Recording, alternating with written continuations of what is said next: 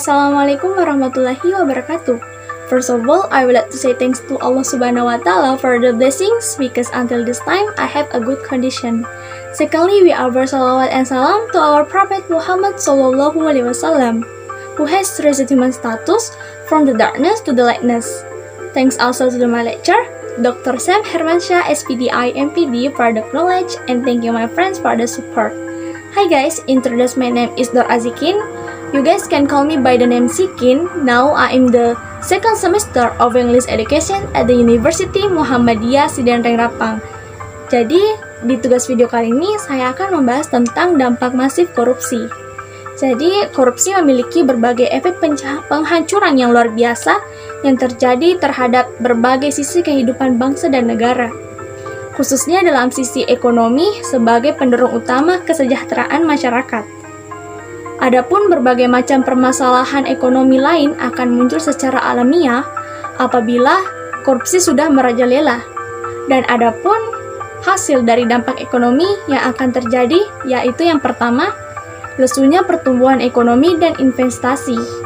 Kondisi negara yang korup akan membuat pengusaha multinasional meninggalkannya karena investasi di negara yang korup akan merugikan dirinya karena memiliki biaya siluman yang tinggi, atau seperti halnya dengan biaya siluman itu merupakan biaya yang lebih tinggi dari dari investasinya yang sebelum membangun suatu usaha di negara yang korup ini. Yang kedua, penurunan produktivitas. Penurunan produktivitas ini juga akan menyebabkan permasalahan yang lain, seperti tingginya angka PHK dan meningkatnya angka pengangguran.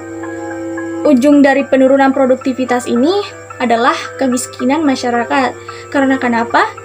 Dengan adanya negara korup, perusahaan-perusahaan yang berdiri di negara korup tersebut akan mengalami kerugian secara drastis. Jadi mau tidak mau mereka akan memecat karyawannya atau mem-PHK karyawannya sehingga terjadi banyak pengangguran.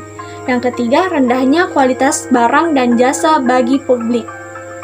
Korupsi berakibat menurunkan kualitas barang dan jasa bagi publik dengan cara mengurangi pemenuhan syarat-syarat kesehatan, lingkungan hidup, keamanan bangunan, syarat-syarat material dan produksi, atau aturan-aturan lain. Korupsi juga mengurangi kualitas pelayanan pemerintahan dan instruktur dan menambahkan tekanan-tekanan terhadap anggaran pemerintah. Yang keempat, menurutnya pendapatan negara dari segi pajak.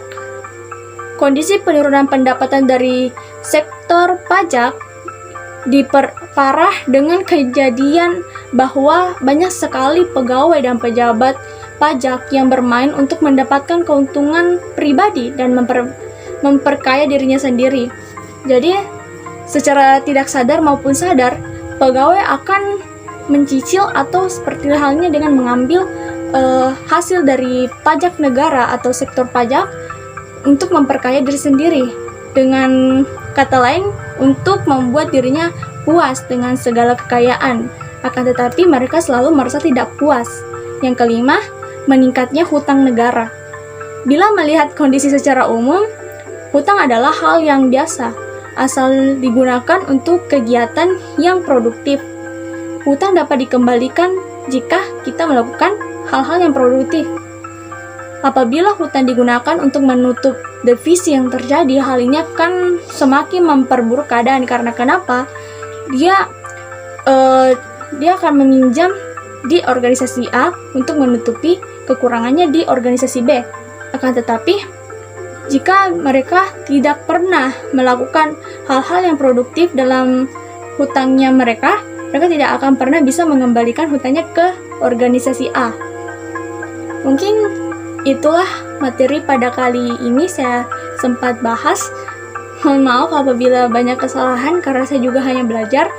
Thanks for attention. Billahi bisabil haq, fastabiqul khairat.